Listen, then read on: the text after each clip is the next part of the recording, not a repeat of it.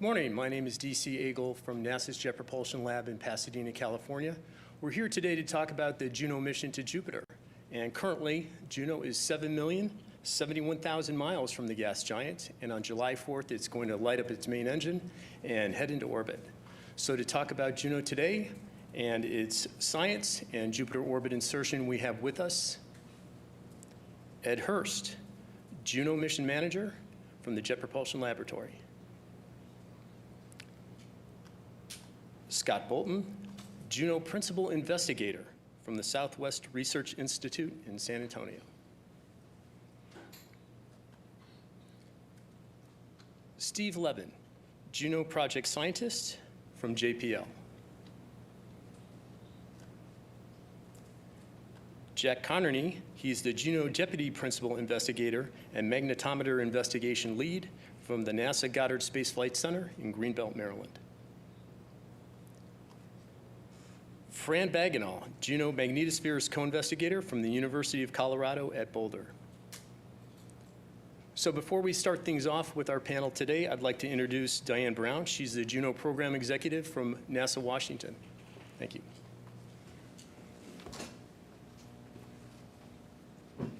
Good morning. We could not be more excited about being back on Jupiter's doorstep and being so close to our arrival on Monday. NASA has been to Jupiter before, but never this close. And we know a lot about Jupiter from previous missions, but Juno is poised to answer the questions that we still have. Juno is the second of 3 missions within NASA's New Frontiers program, which is in the Science Mission Directorate in the Planetary Science Division. The New Horizons mission, which some of you will probably remember last July, gave us those amazing photos as it flew past Pluto. And the OSIRIS-REx mission is scheduled to launch this September, and it will fly out to the near-Earth asteroid Bennu and do a sample return, and we expect to see those samples as early as 2023. Juno was selected in the second announcement of opportunities for the New Frontiers program. It was selected in 2005, and it launched in 2011. The Marshall Space Flight Center in Huntsville, Alabama, manages the New Frontiers program for the Planetary Science Division. NASA has a long history of milestones on the 4th of July, and we look forward to making our own fireworks this year. We could not have reached this milestone without the years of dedicated work and planning by the entire Juno science team and the mission team, and we thank them all for their dedication. NASA's vision is to reach for new heights and reveal the unknown for the benefit of humankind, and Juno is a perfect example of how NASA reaches for that vision. Thank you. Okay, thank you, Diane. And to start things off with our panel, we'll go back to Ed Hurst, the mission manager for Juno. Thank you, DC. I wanted to start out reminding people of some salient features on our spacecraft. The most prominent thing that you see are our large solar panels. Each of them are 10 meters wide, 10 meters long, and tip to tip they span rim to rim on a basketball court. They produce 500 watts at Jupiter range, and that's enough power to produce, to power our instruments and all the electronics inside. The other salient feature is right under the high gain antenna. It's this box that's under here. That's what we call our electronics vault. Inside of that box, we have all of our sensitive electronics. And that's what that vault is made out of titanium, and it's going to protect the electronics from the intense radiation belts while we're at Jupiter. The star of the show on July 4th is on the back side, and you see here we have a main engine cover, and right where the stand comes into the back is our main engine nozzle, and that is the engine that's going to produce about 645 newtons of force and over 35 minutes slow the spacecraft down so that we get into orbit. So what have we been doing for the last few days to get ready for July 4th? 10 days ago, we opened that main engine cover so that the engine would be ready to fire when we get to July 4th. And a couple of days ago, we pressurized the whole system so that the engine is ready to go, all the propulsion and all of the pipes and valves are all ready to fire.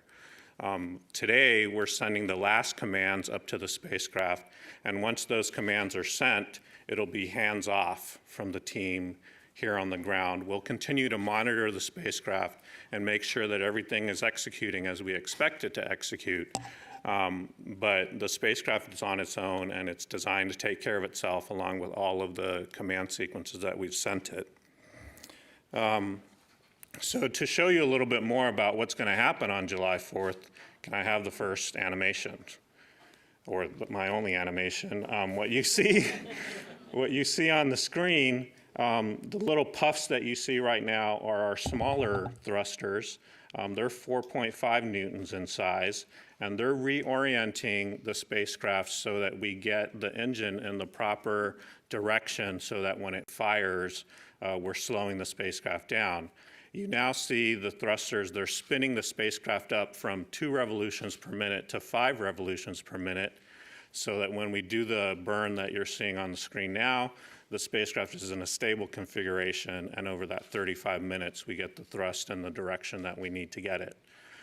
We then slow the spacecraft back down in revolutions to 2 RPM, and we turn the vehicle back to the sun to start recharging the batteries and start communicating back with Earth. While we're doing the burn, we are in communication with the spacecraft via tones. It's a modulation that we get on the radio signal that tells us that all the events are happening as designed. So that's what we're looking forward to on July 4th, and I'll hand it over to Scott to start talking about some of the science. Thanks, Ed. So I'm just so excited to be here. I can't express that enough. I mean, in just a few days, we're about to arrive at Jupiter. And it's hard to believe. I'm so proud to be part of this team that has accomplished all of this. You know, what Juno is really about is learning about the recipe for how solar systems are made. Scientists don't really understand how the planets are made. We know after the sun formed, something happened and we were able to form Jupiter. It took up more than half of the material that was left over. And it's a little bit different than the sun, and we don't completely understand that, and that's really the first step in that recipe is how do you make solar systems? Something happens that allows the star to be born, and then afterwards the planets. And that first step eventually leads to us. And Juno's poised to be able to make some great progress on learning about that step, not only to explain how our solar system formed and maybe how we got here, but how other solar systems that NASA's discovering in other star systems, how they get created. Jupiter's our example. And in order to accomplish the science objectives that we're set out to do and the measurements that we want, we have a set of tools on board Juno. We call them science instruments, but they're just different tools that we use, tricks of the trade, so to speak.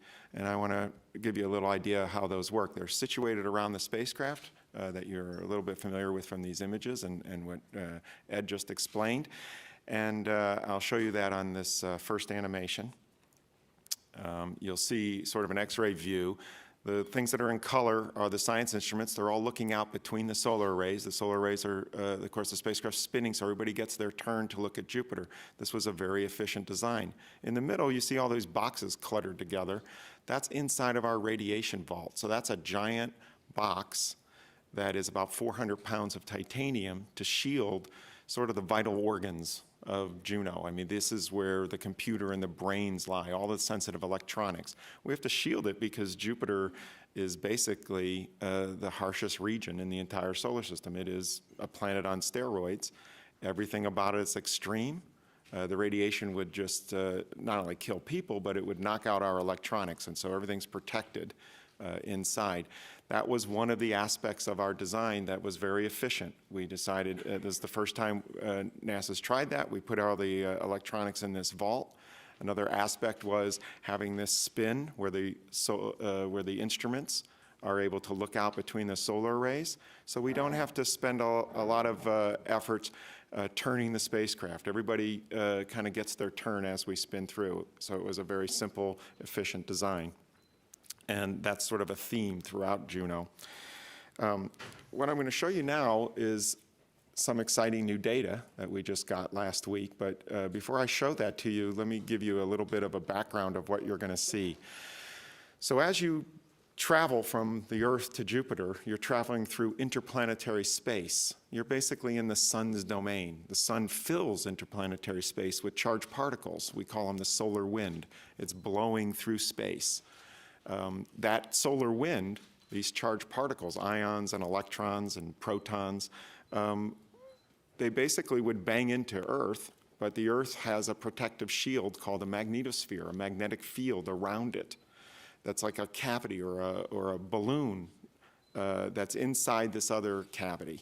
The first cavity is the sun's domain, and then inside that balloon, if you can think of it, another balloon exists, which is the Earth's balloon, and it's protected. And inside that, behind that shield, is the Earth's domain, our charged particles. Well, Jupiter has its own magnetosphere, and in fact, it's like everything else with Jupiter, it's the biggest.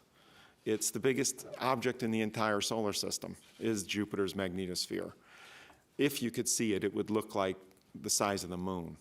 But of course, it's an invisible force field. But inside that magnetosphere is Jupiter's domain. That's filled with its particles. It's blocked out the sun's particles. So when you get close enough to Jupiter, you move a transition from being in interplanetary space, the sun's domain, to going into Jupiter's domain. That means you're getting pretty close. Well, we crossed that boundary about a week ago, last Friday or so. And the science team spent some time arguing which day it was, because it wasn't completely clear. But we came to a conclusion that we think it happened last week, and I have that data to show to you. What you're going to see is something we call a spectrogram, which is a little bit complicated. It shows frequency and time, and the colors represent intensity of the waves. It's from our WAVES instrument, so it's looking at plasma wave data. But the unique thing about that data is that data can be converted into audio. In other words, it's coming into a radio frequency, but we can hear some of those radio frequencies, just like you hear music. So the human ear can hear about 20 to 20,000 hertz, like we're measuring electromagnetic waves that are in that range, so we can convert those into audio, and we can actually listen to what it's like to leave the sun and enter Jupiter. And that's what you're going to hear. Can I have that animation?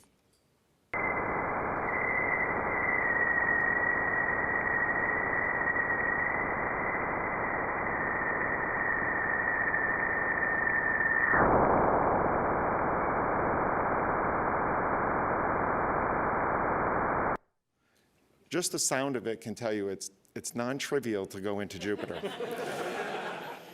And so what you just crossed was what scientists call a bow shock.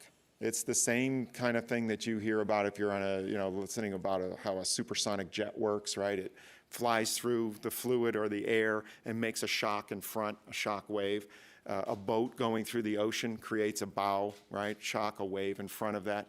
That's what Jupiter's doing. It's plowing through the sun's domain, and it's created this bow shock, and we just crossed it. So we're there. We still got a lot to do on July 4th, and I'm still nervous. But we crossed it. We're in Jupiter's domain at this point, and we're measuring the particles that are Jupiter, not the sun. So that was a big deal. So Juno does other kinds of science. I mean, besides the recipe and this magnetosphere crossing, we're going to look at the whole polar magnetosphere, and you're going to hear that in a little bit. But a lot of what Juno is about is looking inside of Jupiter, seeing what is in the interior. And we basically have scientific instruments that look inside the planet in every way we know how. And that's what you're going to hear in the next couple of talks, is different ways to look inside of Jupiter, beneath those beautiful clouds and meteorological features like the Great Red Spot and the zones and belts. And then eventually, how we explore the polar magnetosphere. Okay, and so for that first part, I'm going to turn to Steve Levin, a good friend of ours. Hi. So I'm going to tell you a little bit about the microwave radiometer instrument and how we measure what's probably the single most important number that Juno is going to bring back from Jupiter. And that's how much water does Jupiter have. The amount of water inside Jupiter is crucial to understanding how the solar system formed, because it's crucial to understanding how did Jupiter formed. If Jupiter formed far from the sun, where it's cold, out of blocks of ice, frozen water at that great distance, you'll get a different amount of water inside Jupiter than if it formed closer to the sun, where it is now, or if it formed some other way than from starting with blocks of ice. So just by measuring that one number, the amount of water inside Jupiter, we can learn a lot about how Jupiter formed, and that teaches us not just about Jupiter, but about the whole solar system, about how solar systems form, because Jupiter formed sort of out of the leftovers from the sun, and the rest of the planets formed out of the leftovers from Jupiter. All right, so how are we going to do that? We're going to measure that with the microwave radiometer. And I'll show you in just a moment what the microwave radiometer looks like. But it's a radio receiver that uses the natural radio emission from Jupiter to look at 6 different channels that can see inside Jupiter and get the water. So if we go to that little animation, you can see the antennas on the spacecraft. And the largest microwave antenna for that radiometer is so big it fills up a whole side of the spacecraft. And the other 5 take up another side of the spacecraft. In fact, the overall dimensions of our spacecraft were partly determined by making it big enough to hold those antennas. They're really important to us because they're going to get this key number. And the way we're going to do that is the fact that each of those channels can see a different depth into Jupiter. So if you go to that next slide, just to show each different channel sees below the water cloud or up to the water cloud, sees deep into Jupiter's atmosphere. And how deep they can see depends on how much water is in the atmosphere. What they see depends on the temperature of Jupiter's atmosphere as you go down, as it gets warmer, and that also depends on how much water is in Jupiter's atmosphere. So we can take the measurements from the microwave radiometer and use that to figure out how much water does Jupiter hold, which tells us about how did Jupiter form. If you go to the last picture I had, you can see that we also, because as the spacecraft comes by and it's rotating, because we can see each point on the planet from a range of different angles, we can do something like a CAT scan and get a 3-dimensional picture of Jupiter's atmosphere. So we're seeing each of the 6 channels at different depths, and we're seeing with each of the 6 channels at a whole range of angles. The result is we get a 3-dimensional picture of Jupiter's atmosphere to measure not just the water, but to see these amazing features like the Great Red Spot, a storm bigger than the whole Earth, or those belts and zones, jet streams moving at hundreds of miles an hour. We get to see those in 3D with the radio receiver instead of just that 2-dimensional picture that you can see on the screen. All right, so to talk a little bit more about how we can see inside Jupiter and go to greater depths, I'm going to pass it off to Jack Connerny. If we're going to understand Jupiter's interior, we're going to have to look a lot deeper than we can look with the MWR. And so to do that, we have 2 techniques. We measure the planet's gravitational field, and we measure its magnetic field. The gravitational field we measure just by looking at the orbit of Juno as it passes over the surface. The magnetic field we measure with a pair of instruments out at the pointy end of the solar array. And these two methods will probe the deep interior of the planet. And oddly enough, Jupiter's interior is quite a mystery to us. And that's ironic because it's made up of the 2 simplest and most abundant elements in the universe. That's hydrogen and helium. But the problem is it's under such great pressure in that environment that it behaves in very mysterious ways.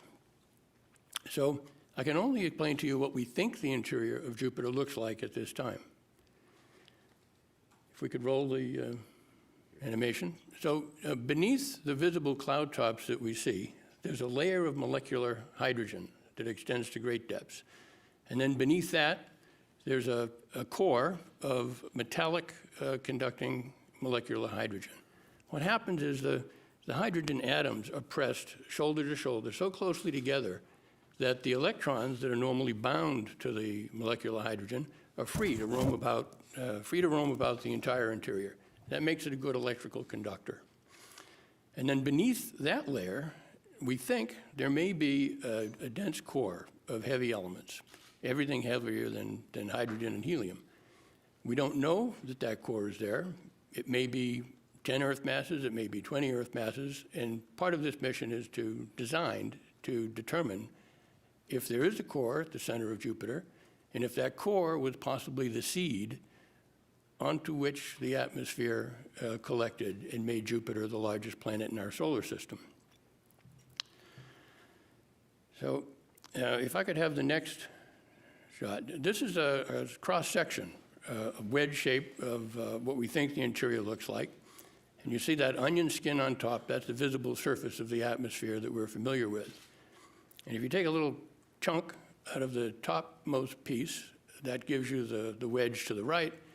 And that's the region at top that the MWR can probe. That's the convective region of the atmosphere. It goes down to about 1,000 bars. With the magnetic field, we can penetrate deep below that surface. This cutaway illustrates the metallic hydrogen, the blue region, which is a good electrical conductor. And that region around Jupiter that Scott Bolton just talked about that is defined by Jupiter's magnetic field, that's generated by a dynamo that may be at the top of that metallic hydrogen region. We don't know for sure. It may be in the molecular hydrogen region above, but it generates a magnetic field that's 20,000 times more powerful than the Earth's magnetic field.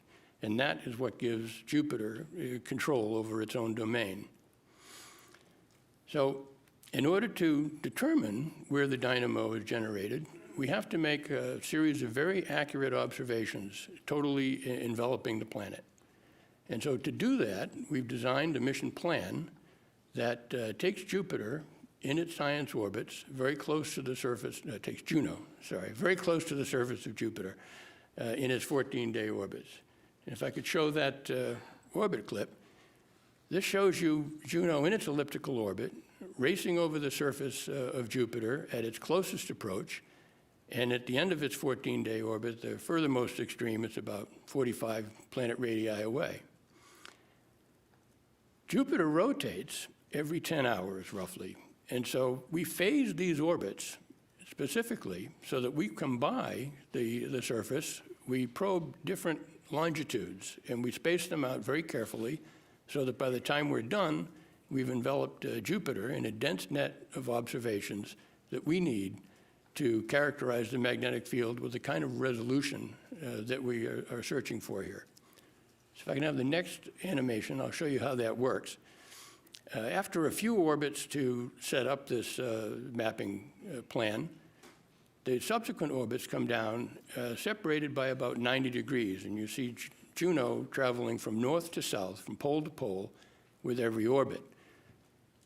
We do a slight orbital trim maneuver, and we phase these so that subsequent orbits, periapsis passes, come in between previous periapsis passes. So by the time we're done with the nominal mission over 37 orbits, we have periapsis passes separated in longitude by about 12 degrees. And that gives us a complete map, completely encircling the planet, and these very accurate measurements we need to probe, really, for the first time, how a magnetic field is generated by a dynamo and what it looks like at the dynamo surface. So that's probably the most exciting part of the mission for me. We can do this at Jupiter much more accurately and with much more resolution than we could ever do it in orbit about the Earth. And that's because Jupiter's dynamo is generated at a larger radius relative to the surface of the planet, so we have better signal to work with. And it's also because on Earth, when we try to image the dynamo, we have to look through a magnetized crust right beneath our feet. Now, Jupiter doesn't have that magnetized crust, and so there's nothing to obscure our view of dynamo action right down in the interior of the planet where it's generated. So that's a very, very exciting opportunity that we have in exploration of Jupiter that we could never do in orbit about the Earth. But this mission plan and this trajectory that's designed to go from north to south brings us, for the first time, above the poles of Jupiter into an entirely unexplored region of Jupiter's magnetosphere, where I'm sure very many discoveries await us. And so to talk about those discoveries, I'm going to hand it off to my good friend and colleague, Fran Bagenel, talk about the aurora. Thank you very much, Jack. So as Scott said, the sphere of influence of this very strong magnetic field is vast. It's enormous. And it's sitting in this wind of protons and electrons that are streaming out from the sun at 1 million miles an hour. And furthermore, as Juno has been observing, we know that that wind is gusty. It's blowing. And so this magnetosphere is changing and moving around as the gust of the solar wind comes and goes. So we have a very special opportunity with Juno coming in, observing the variable solar wind. And what we want to know is what influence that has on the magnetic field and the environment close to Jupiter. And the easiest way to do that is to look at the aurora at the same time as Juno is measuring the solar wind. So let me talk a bit about the Jovian aurora. If we could have the picture here. This is a Hubble Space Telescope picture looking in the UV, the ultraviolet light, at these blue, they look blue, but it's ultraviolet in fact. These are energetic particles come in and bombard the atmosphere of Jupiter and make it glow. And you can see three main regions here. You can see a main auroral oval, which is a sort of round region that's very bright and fairly steady. Unlike the Earth's, it doesn't vary very much. The aurora, that part of the aurora, doesn't vary very much. We also see some bright spots, Io spot, the Europa spot, and the Ganymede footprint. These are the footprints of the magnetic field that go from the moons that are moving in this magnetic field. There are very strong electrical currents, million-amp electrical currents, that are coupling these moons moving through the magnetic field to the planet. And where the charged particles that are carrying those currents hit the atmosphere, they make it glow. And so you see these spots associated with the moons, Io, Europa, and Ganymede. The third component of the aurora is the polar aurora, and you'll see bright spots in the center that are varying. Now, to illustrate all this and to help us understand the aurora, I'm going to show you an animation in a minute that was taken by Hubble in the past month or so. So the Hubble PI of this big campaign, Hubble's been looking at the aurora in the past few months, is here in the room, Johnny Nichols from the University of Leicester. And they've had about 25 days of observing many orbits of Hubble, looking at the aurora. So let's have this movie of the aurora that was taken in the past month or so, and you can see, we're going to repeat it 3 times. This is a clip that is sped up about 300 times. It lasts about 45 minutes. And you can see the main auroral oval. You can see the spot of Io over on the right, and you can see a spot of Ganymede there too. But in the middle is this very variable auroral polar region where it's coming and going, and what we really don't know is what is controlling that variability. Is it the solar wind varying, or is it the interior of the magnetosphere, very dynamic magnetosphere, which swirls around and changes over time, fueled by material, in fact, from that volcanic moon Io? Or is it an internal effect, or is it external? So one way to find out is to observe the aurora with Hubble, and in fact there are many observatories here at Earth, either in orbit around the Earth or from the ground, looking at the aurora, looking at Jupiter at the same time that Juno will be going into orbit. And so we'll get a measure of the variability of the solar wind upstream, the variability of the magnetosphere as we observe it in situ with Juno, as well as looking at the variability of the emissions from Earth. So let's have a look at the next picture here. This shows you the size of what we're talking about. So if you look at the Earth, the size of the aurora there, shown in green emission, the Earth's atmosphere glowing, is about the size of the United States, the sort of size of the main auroral region on the Earth. But when we compare it with the size of Jupiter, of course, Jupiter is about 11 times the size of the Earth. The auroral region is about 5 Earths across. So this is a big region, and it is emitting a lot of power, about 100 times the aurora that comes from auroral power that comes from Earth. And it'll be telling us about the magnetosphere. And in particular, if we have the last of my pictures, you'll see here, we have this unique situation with Juno. Flying over the poles, we look down on the aurora in the UV and the infrared and in the visible with Juno Cam. And then we will be able to also fly through the region where the charged particles are coming in and bombarding the atmosphere. And so we'll be able to measure the acceleration processes that cause these auroral effects, these emissions. And at the same time, we'll be measuring plasma waves and the perturbations in the magnetic field associated with those currents, and the radio waves that we've known for many decades that come associated with the auroral emissions. So this is a very unique opportunity to be looking at this very interesting phenomena, very bizarre glowing and flickering and so on associated with the aurora. But we've never been able to get up close and really observe these processes. So we can then compare them with what we see at Earth, what we see at Saturn. Are the physical processes just similar, but we have a stronger field at Jupiter? Or do we have to really go back to the fundamental physics and work out what's really going on here? So we're really looking forward to a very exciting opportunity to look at the aurora in many different ways and different aspects. So I'll hand this back to Scott. Thanks, Fran. So you can tell we're all really excited. The whole team is so thrilled. We're really getting there, and we're so close to Jupiter. We have a big event on July 4th, as you know, to go into orbit. It's really important to us, and we're about to jump on that Jupiter train. So we also have a camera that's called Juno Cam, and it's a public outreach camera, and we make those images and even the data available to the public through our websites. And I want to show you another picture that we're releasing today from Juno Cam. Can I get that picture? So this picture was taken a couple days ago of Jupiter.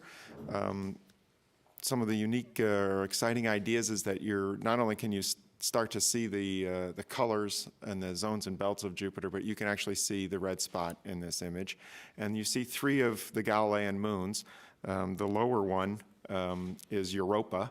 It's actually the second moon. The one just above that is Io, and that's the closest Galilean moon. That's the most volcanic body in the solar system.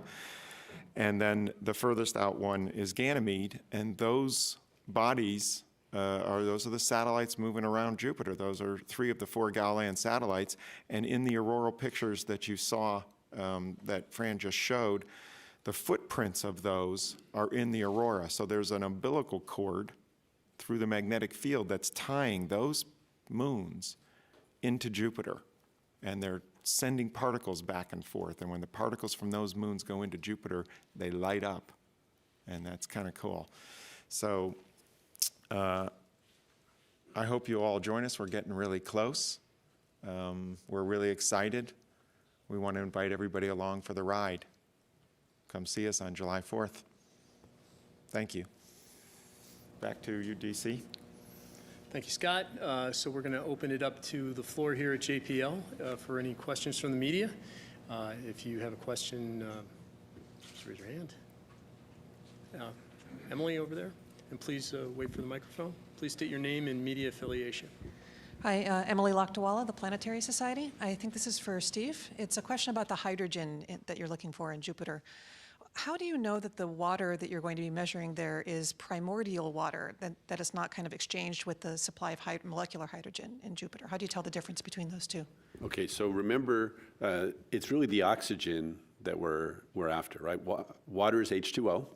Jupiter is mostly hydrogen. The next most abundant element is helium, but the third most abundant element in the solar system is oxygen. And yet, so far, we haven't found very much oxygen in Jupiter. So we're looking for water because that's the form in which oxygen will be found. But it's the oxygen we're after. And it's got to be primordial because you can't really affect Jupiter with small things. If, a few years back when a comet hit Jupiter, the mass of that compared to the size of Jupiter is very small. So the amount of water we find in Jupiter should be representative of the water that got there when the planet formed in its early history. Does that answer what you were asking about? Thanks. Great. Thank you. The gentleman in the back row there, please state your name and media affiliation. Hi, I'm Devin Coldaway with TechCrunch. I was curious, Steve, you mentioned the magnetic field being about 20,000 times stronger than the Earth's. I'm curious about the scales of other major deviations, like the scale of the pressure that would be needed to create metallic hydrogen, radiation, stuff like that. I'm just curious about the other sort of huge magnitude factors in Jupiter and whether we're going to find out much more about those. So it's actually Jack who mentioned the magnetic field, and he's our magnetic field expert as well. So I'm going to let him answer. Okay, thanks, Steve. So the dynamo generates this magnetic field. It needs a lot of energy, a lot of power to do it. But you have to have a conductive fluid, and it has to be in some kind of a convective motion that drags the magnetic field around with the fluid and manages to sustain a dynamo, just like the Earth's dynamo. Of course, the Earth's magnetic field flips every couple 100,000 years. We don't know if Jupiter's magnetic field flips or not. I suspect it does. But it's enormously strong because everything about Jupiter is enormous. The gravity is huge. The planet itself is huge. The part of the planet that is conductive, that can participate in a dynamo, is huge.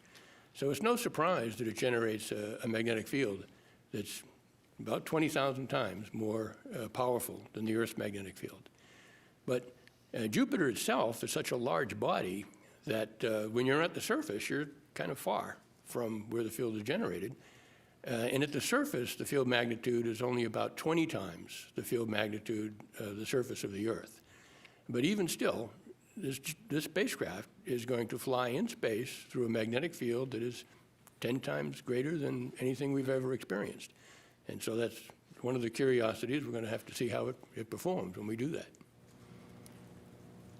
Great. Gentleman in the front row. Jay Pasikoff, representing the Huffington Post. You have staged the close flybys to cover all the longitudes of Jupiter, but Jupiter's surface, of course, is in differential rotation. How are you planning to uncouple the atmosphere, or are you just looking through the atmosphere and it's more stable below? And as a second question, can you give us some timeline for the insertion, when the key times for us to be worried or pleased on July 4th will be? So we'll let Jack take the first part of the question, and then maybe Ed can answer the second part. Okay, so we phase these orbits so that we get the equally spaced longitudes. What's happening at the very top of the atmosphere, the parts that we see, the belts and zones that are red and white, they are in differential rotation. You're very right. That's not where the magnetic field is generated, though. The magnetic field is deep below that. And it's a good question. We don't know how deep that convective motion is in the atmosphere. But what we do know is that magnetic field rotates like a clock. We've been measuring via the radio emissions we get from Jupiter for 40, 50 years, ever since it was first discovered. 65 years. Okay, Frank. 55. You get the idea. When I was born, I know. We've been measuring it for a long, long time. And so it's very precise. It's like a clock. And so we know that the interior rotates as a body with that 10-hour rotation rate. Thank you, Fran. I want to add in here that we measure our longitude, what we call system 3 longitude, is based on the magnetic field. So we use that as our way of measuring longitude and mapping it around. We don't care what happens to the clouds. The clouds come and go. What we're interested in is that magnetic longitude. So you can see it's not necessarily easy to manage this team. So there are atmospheric scientists that are interested in the field, and we in the atmospheric clouds too. So we have them on the team. But Fran's right. So the rotation of Jupiter, the rotation period itself, is basically defined by the rotation of the magnetic field. And then, but one thing you should realize is we also measure the gravity field very precisely during this mission. And one of the goals of that is to understand how it's rotating inside.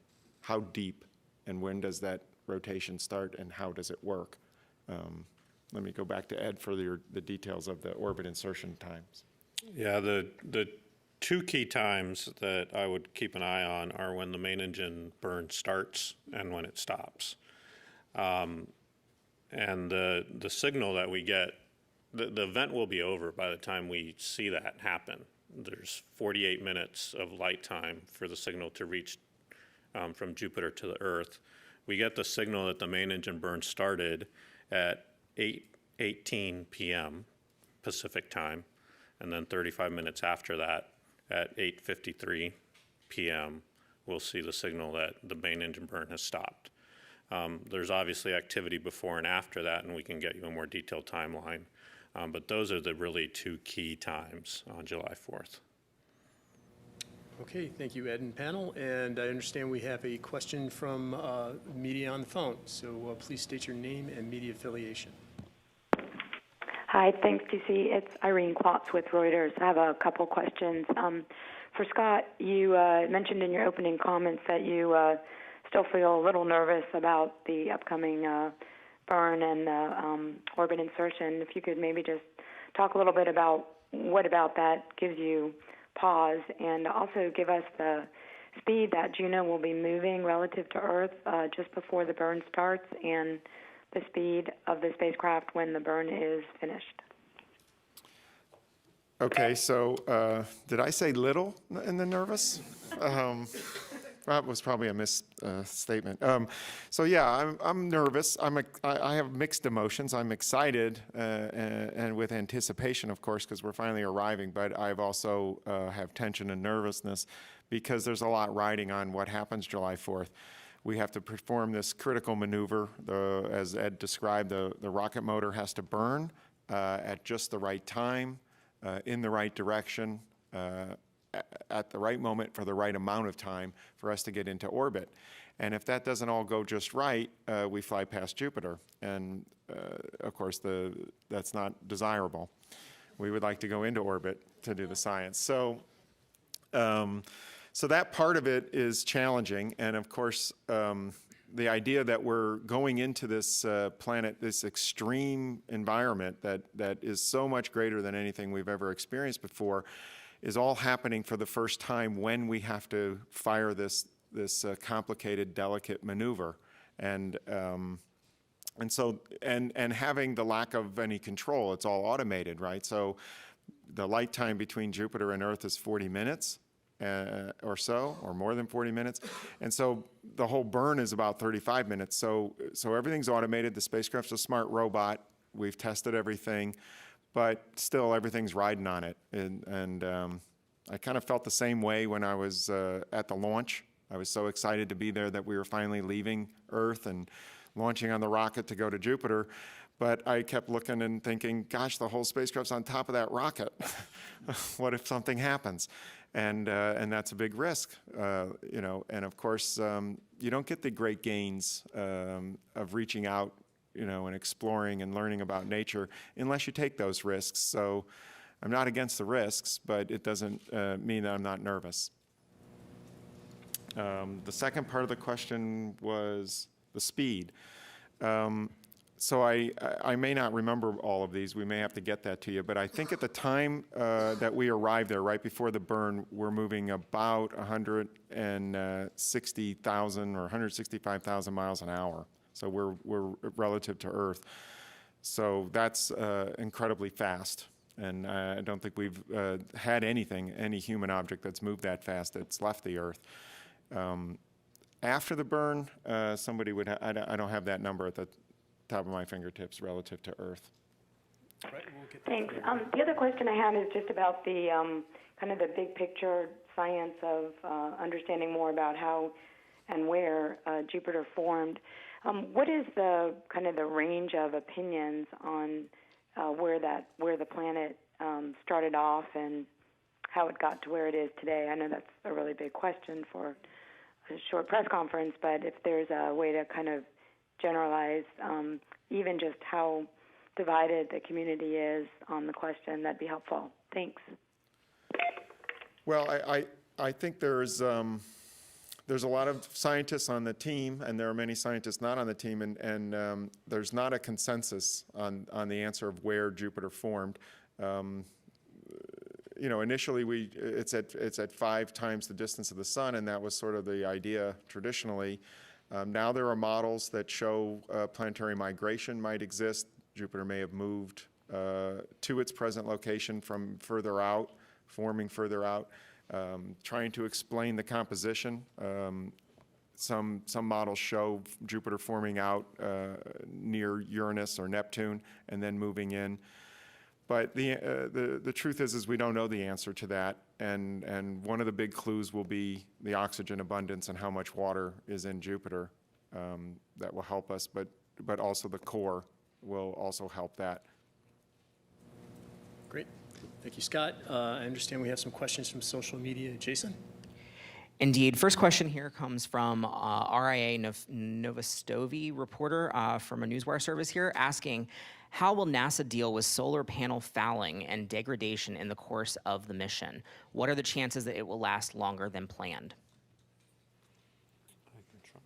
I can take it. So we have solar arrays that are tested and specifically designed to be able to last through the cold temperatures and the high levels of radiation. They have a cover glass on them. But we also have designed into the mission the ability to have some of those decrease in their efficiency for producing electricity. And so if there's a huge amount of energy that's lost, more than we've accounted for and more than the margin and the reserves that we've already taken into account, we can reduce the amount of energy consumption by time sharing on the scientific instruments, but we don't think we're going to need to do that.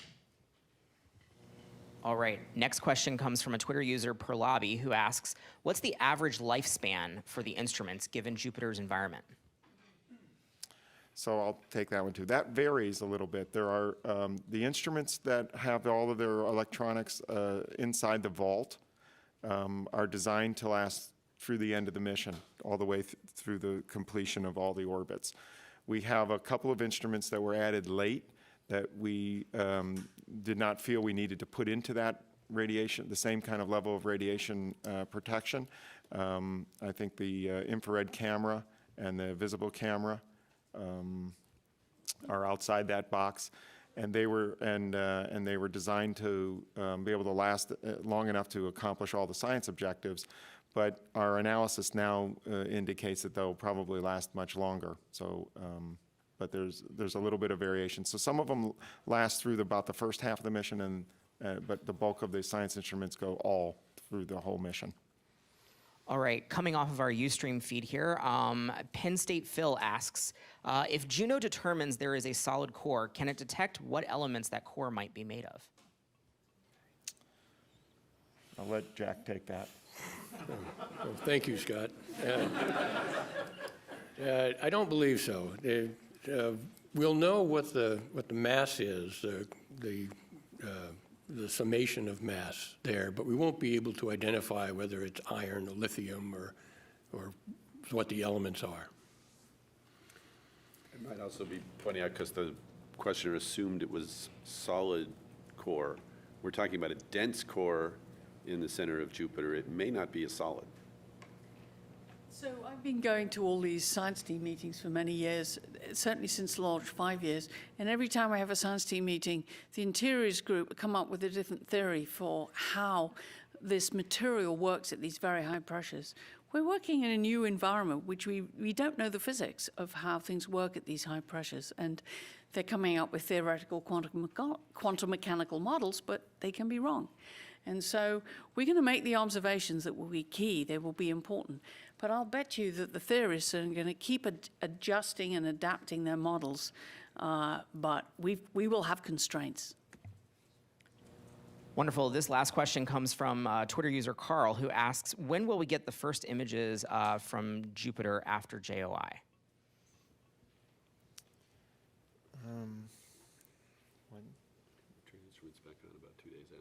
Yeah, we turn the instruments on just a couple of days later, but I'm not sure what the schedule is to send down the first image after that happens. we'll have to get back to you on that. Okay, great. I understand we have a follow-up question from Irene Klotz at Reuters. Irene, go ahead. Hi, thank you. For Scott, I just was wondering if there is something more dynamic or more challenging about going into a polar orbit around Jupiter versus the orbit that Galileo put itself into many years ago. And also, if you could just characterize, you've portrayed this mission as the spacecraft that will come closest to Jupiter, but just was wondering if you could put that into context with the hour of data that the Galileo atmospheric probe was able to send back. Thanks. Yeah, well, the Galileo probe, of course, went into Jupiter, but when we talk about the closest the spacecraft, we mean in orbit. So Galileo probe wasn't in orbit around Jupiter. This is the closest orbit that the spacecraft has gone into around Jupiter, and it's considerably closer than Galileo's orbit, which was started out at about 4 Jovian radii, and then went out further from that until the very end of the mission. They of course went in to Jupiter, but again they weren't really in orbit. They were going in to dispose of the spacecraft. The polar orbit itself is challenging, but when you're coming in from essentially infinity and you're arriving at Jupiter, you can target over the pole or over the equator and basically enable yourself to choose that inclination. So the challenging part of or aspect of the Juno orbit is the fact that we're so close. We're both polar and we're going in so close that we're threading a needle between the radiation belts and the atmosphere and getting into what we believe is a gap in the radiation. And each time you go over the poles, there's parts of the radiation belts that are reaching out into higher latitudes, and you're getting closer and closer to those. And so that polar aspect of the magnetosphere puts you in jeopardy because you're closer to these other parts of the radiation belts. Great. Thank you, Scott. I understand we have a follow-up from Emily. Yeah, you showed data from the Plasma Waves instrument and JunoCam. I'm wondering about the rest of the science instruments. Have they been on? Have they taken data yet that's relevant to the study of Jupiter? Have they all gotten data? Are the scientists happy? I think the scientists are generally happy. We've got a lot of data. Not all of it is easy to analyze and interpret, so we've provided some insights into some of the data that were more straightforward to understand. But we are definitely analyzing the other data that we get throughout about the solar wind and UV data on the aurora and things that we are taking ourselves. And as we get through that and interpret it and get ready to write the publications and understand it, we'll of course release it. Great. Well, thank you. I think that's going to do it for us here today at JPL. This is the first of 2 briefings, though, so please stick around for the second one, which will start pretty close to the top of the hour. For more information about Juno, please visit nasa.gov/Juno and missionjuno.sweary.edu. And for those of you who want to join in on the conversation, visit on Facebook or Twitter, facebook.com/NASA-Juno and twitter.com/NASA-Juno. Thank you for joining us today, and please join us as well on July 4th. It's a big day for us here at JPL and for the Juno mission. Things start off at 9 a.m. Pacific Daylight Time with another briefing here in Von Karman Auditorium, and then at 7:30 p.m. Pacific Time, we'll start commentary for the Jupiter orbit insertion. So want to thank you for your time, thanks the panel for their time, and have a good day.